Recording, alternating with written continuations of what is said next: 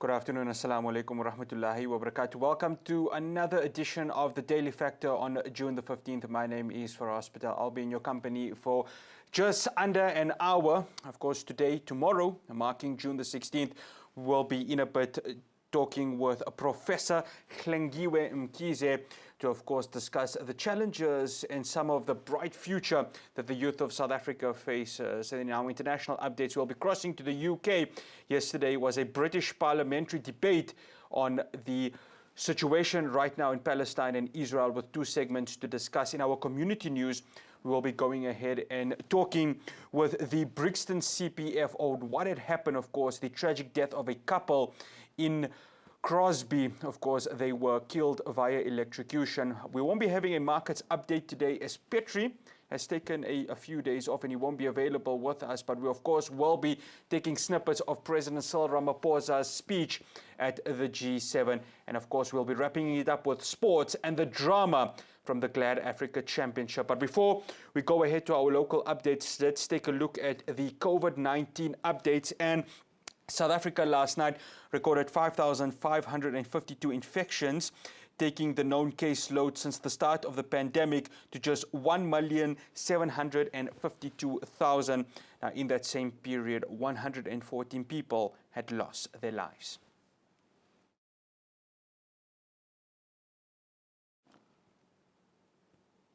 Let's go to our local updates.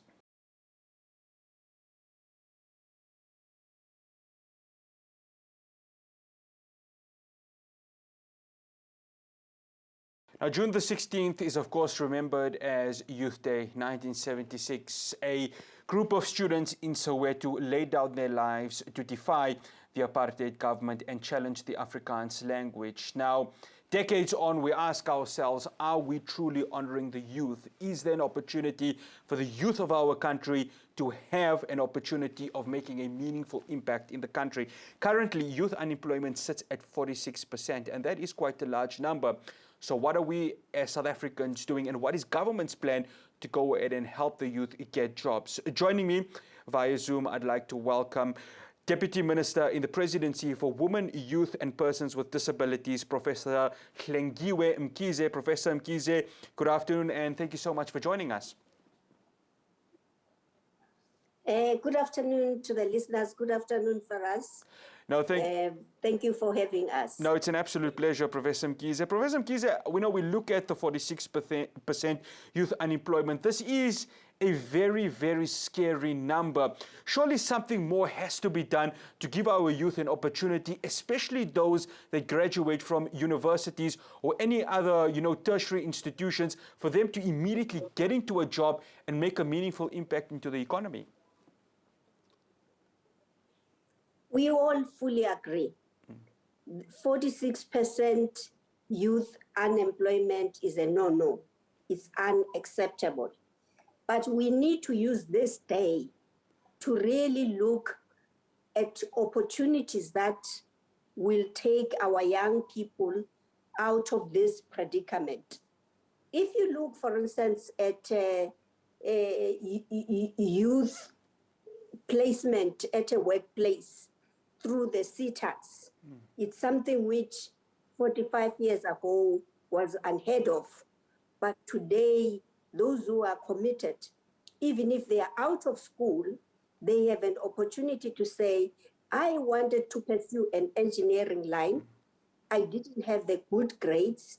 I can then go through the CTAs and be en route towards doing what I had planned to do.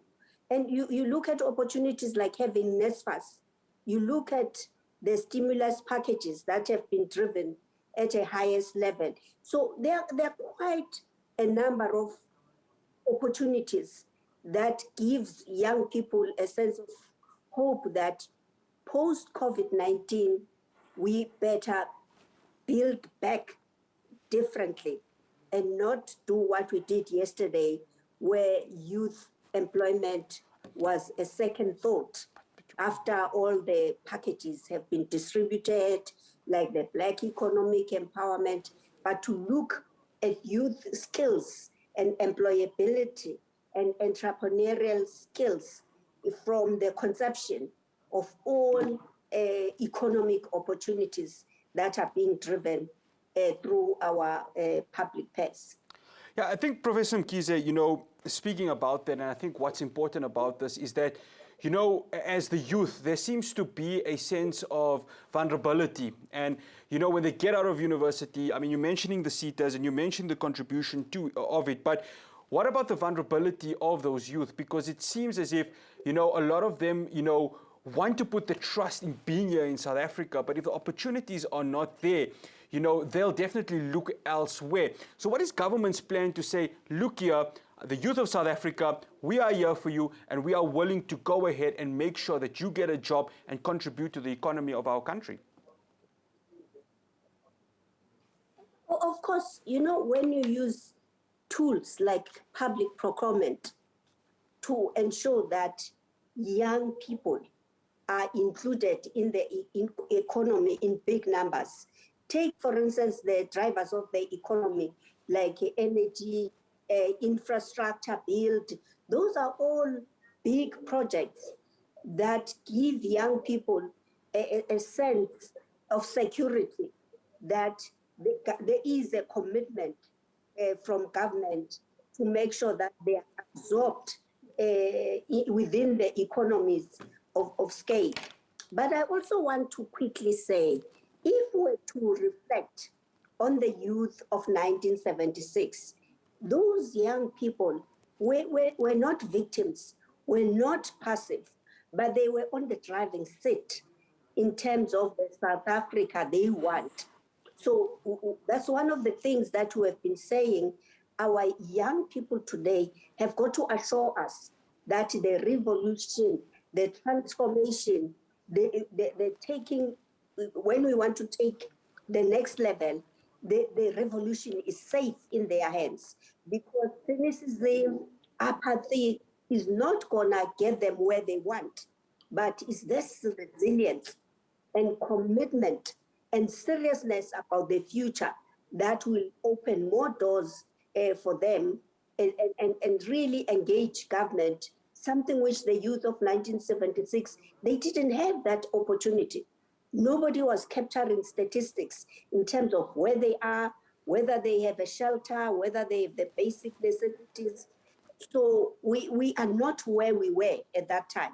But what kept young people going and helped them to lead is because of their high levels of commitment and determination to take the country to the next level. Yeah, you know, Professor Mkhize, the obviously the National Youth Development Agency is one, you know, aspect of government where the youth can cooperate with government.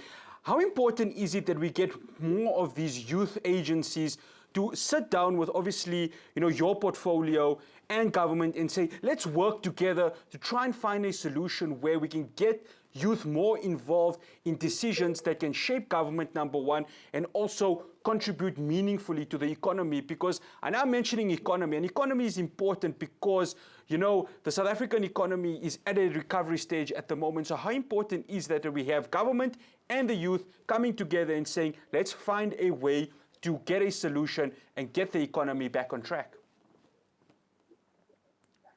Well, we all know the National Youth Development Agency has not been able to carry all young people, especially those in rural areas. But through the district development model, we really need more innovation and initiatives to say, in this district, we have this social formation, this is our focus area, this is our trust, so that at the end, the NYDA could just be an umbrella body, but the real life and activity of each and every youth formation should be pushed through the youth, the district development model, because that's where no young person will be left behind. Even whether you are in rural areas or you have given up, you are not in training, you are not in a workplace, you are able to come forward and be picked up and be assisted strategically. And so I fully agree. There's no one umbrella body. Already we have Harambee. which work very closely with the private sector. Their strength, beyond that of the NYPA, is that no training without a placement at the workplace. And we support all these initiatives because we strongly believe the young person's day is today. It can't be business as usual. We have to ensure that they are well integrated into the economy and they are on the driver's seat. Professor Mkhize, one final question before I let you go. As one of our elders, what is your advice to the youth of today? Of course, we've got, the vaccination drive for the much more younger population coming very soon. There's uncertainty. But what is your advice to the youth as somebody who serves in the portfolio for our youth to have the confidence that we have a brighter South Africa coming soon? For our young people, really, it's also about taking responsibility and playing a leadership role.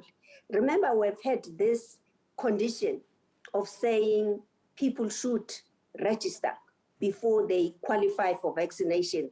And we appealed to our young people and said, be activists in your communities, assist as many people as possible, even when it comes to just teaching at a community level about how to prevent the spread of this virus. We want to encourage our young people to be activists in ensuring that they preserve life, they assist, they educate, they conscientize, they enlighten, and there will be huge benefits for them as well in terms of a sense of hope and belief in the South Africa they want. Professor Hlengiwe Mkhize, the Deputy Minister in the Presidency of Women, Youth and Persons with Disabilities. We say thank you so much for joining us here on The Daily Factor. Thank you for having us. No, it's an absolute pleasure. Well, that's the end of our local updates. After the break, we will be discussing our international updates direct from the United Kingdom. Stay tuned to The Daily Factor.